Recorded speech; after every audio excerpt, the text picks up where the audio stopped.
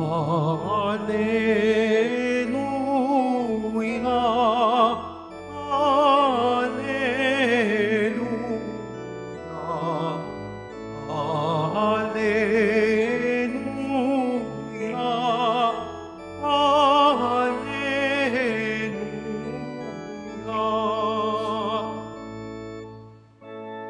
Sinabi ni Jesucristo, ako ang ilaw ng mundo at buhay ng alagad ko. Alleluia,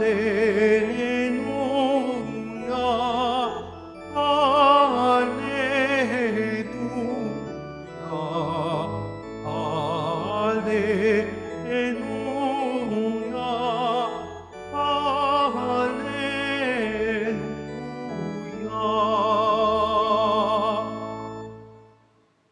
Sumainyo ang Panginoon. At sumaiyo rin. Ang mabuting balita ng Panginoon ayon kay San Juan. Papuri sa iyo, Panginoon.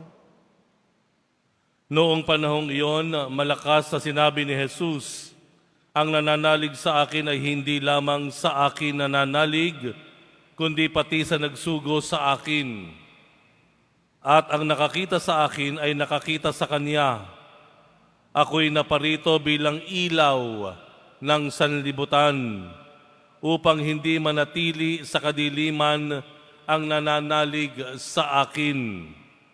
Kung mapakinggan nino man ang aking mga salita, ngunit hindi niya tuparin ito, hindi ko siya hahatulan, sapagkat naparito ako hindi upang hatulan ang sanlibutan, kundi upang iligtas ito. May hahatol sa sino mang magtakwil sa akin at hindi tumanggap sa aking mga salita. Ang salitang ipinahayag ko ang hahatol sa kanya sa huling araw. Sapagkat hindi ako nagsalita sa ganang sarili ko lamang, kung hindi ang amang nagsugo sa akin ang siyang nag-utos kung ano ang aking sasabihin at ipahayag. At alam ko ang kanyang utos ay nagbibigay ng buhay na walang hanggan. Kaya't ang ipinasasabi ng Ama ang siya kong sinasabi.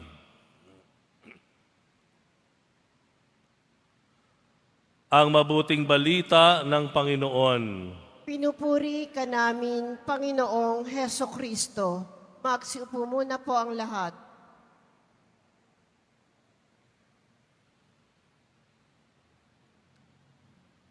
Magandang tanghali po sa inyong lahat. Sa init ng panahon ngayon, pwede po ba mainit din po nating batiin ang bawat isa? Sabihin natin sa ating mga katabi, God bless you.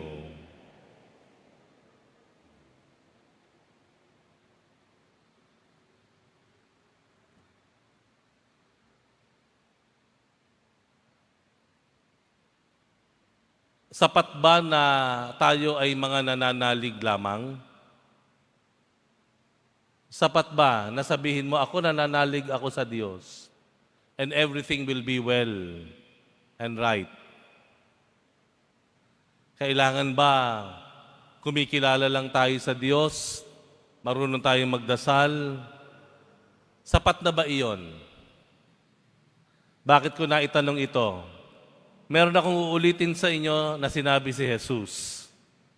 Ang sabi ng Panginoon dito sa ating Ebanghelyo,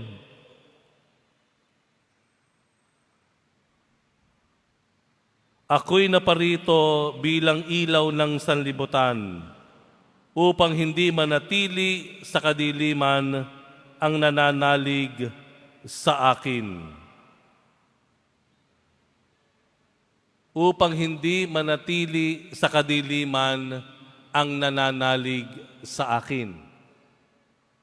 Sa makatuwid, yung kadiliman, hindi lang pwedeng bumalot yan sa mga walang pananampalataya sa Diyos o walang ugnayan sa Diyos. Kahit pala ang isang deboto ang isang mananampalataya at binyagang Katoliko, pwede pa rin pala na mabalot ng kadiliman. Tama po. Nanggaling yun sa salita ng Panginoon. Kaya, hindi nakapagtataka na marami tayong mga desisyon na hindi naging tugma sa kalooban ng Diyos. Bagamat tayo ay mga deboto, sumasampalataya sa Diyos, merong mga kilos tayo na hindi tugma sa habilin ng Diyos. Meron tayong sinasabi na hindi rin base sa katotohanan o sa katuruan ng Panginoon. Meron tayong pamamaraan ng pakikitungo sa kapwa na hindi ayon sa pamantayan ng Diyos. Ganung tayo ay mananampalataya, bininyagan at kinumpilan pa tayo. Di po ba? Ano ang mensahe dito? Ang mensahe po dito, dapat manatili po tayong nagbabantay. We should always be alert. Dapat gising tayo. Dapat buhay ang ating pananampalataya at mulat ang ating mga mata. Na patuloy na sinusuri ang mga bagay na dumarating sa atin. Ito ba ay galing sa Diyos o galing sa masama na nagpapanggap na Diyos?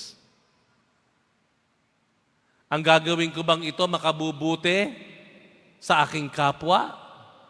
O ito ay pamamaraan para lamang lamangan sila? Posible pala. Posible pala na kahit ikaw ay deboto na, ay pwede pa rin ikaw ay linlangin ng masama. Pwede pa rin padilimin ang iyong isip. Pwede rin palabuin ang iyong mga tingin. Pwede pala. Kaya ang mga salitang ito, pinag-iingat tayo ng Panginoon. Pinag-iingat tayo. Dahil ang demonyo, ang kasamaan, hindi pupunta yan sa atin at haharap sa atin na may sungay. Nalilisik ang mga pulang mata. May mga pangil. Umaagos ang laway at dugo. May mga matatulis na kuko. Puro scale. Kaliskis ang balat. At kulay itim ang pakpak. Hindi gagawin ng demonyo yon. Gagawin ng demonyo yan, lalapit tayo na pakiwari natin mabait. Di ba? Na banal. O kaya nagpapanggap na parang Diyos. Hindi. Kaya tayo pinag-iingat. Dahil kahit pa tayo nananalig, pwede rin pa rin balutan tayo ng kadiliman ng kasinungalingan, kadiliman ng sabihin na natin panluloko, kadiliman ng panlalamang. Kahit tayo nananalig sa Diyos, pwedeng padilimin ang ating mga mata ng mga kadiliman ng kasinungalingan. Patuloy po tayong maging bukas, nagsasaliksik, nag-aaral. Huwag po nawa tayo na komot marami na tayong alam, matagal na tayong mananampalataya, kampante na tayo. Hindi. Magdasal tayo. Magbasa tayo ng katikismo. Huwag tayong lang manangan doon sa sasabihin ng pare sa homilya. Basahin po natin sa umaga. Ano ba ang gospel ngayon? Ito pala. Pagdasalan natin yung ebanghelyo. At sa misa, makinig tayo. Ito tama, pareho kami ng naiisip ni Father. Di po ba? Mag-search tayo online, internet. Siguraduhin lang natin na yung ating mga sources ay tama, legit, at hindi tampulan ng kasinungalingan. Di po ba? Kailangan maging buhay, alert tayo. Hindi pwedeng nananalig ka nga, wala ka nang ginagawa.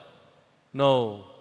Dahil, baka yung inaakala mong liwanag sa tingin ng Diyos, dilim pala. Yung inaakala nating tama sa tingin ng Diyos, mali pala. Dahil, ano sabi ng Ebanghelyo? Kahit ang nananalig, pwedeng makaranas ng kadiliman. Kaya po ako po ay hanga dun sa mga magulang. Yung mga magulang po, na sila ay nagtuturo ng katekismo sa kanilang mga anak. Kesa kung saan-saan pa matuto yung mga anak natin, mabuti tayong mga magulang, nag-aaral tayo, at tuturuan natin yung ating mga anak. Kaya po talagang haanga ako doon sa mga katikista na pumupunta sa bawat silid-aralan ng mga eskwelahan at nagtuturo sila.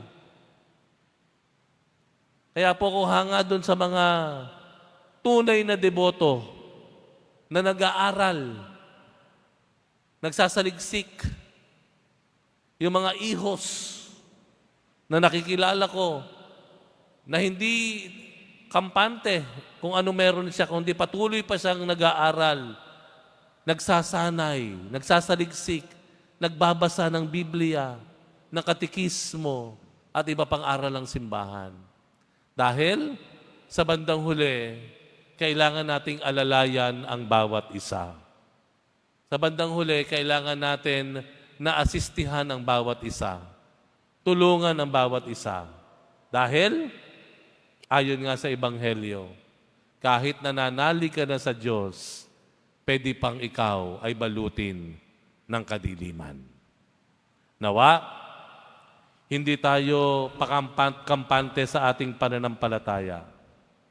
Nawa, patuloy nating payabungin, pasiglahin, at lumago pa sa ating pagkilala sa Diyos, sa ating paglilingkod sa Kanya, sa ating paglilingkod sa ating kapwa.